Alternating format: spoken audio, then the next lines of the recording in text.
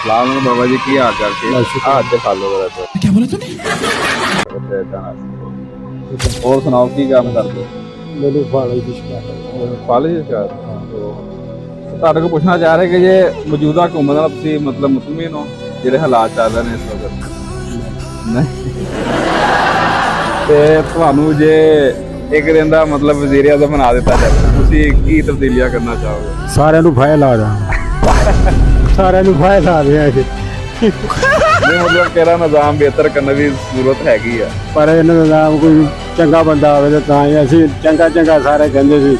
ਪਰ ਫਾਇਦਾ ਕੋਈ ਨਹੀਂ ਹੋਇਆ कंट्रोल ਨੁਕਸਾਨ ਹੀ ਹੋਇਆ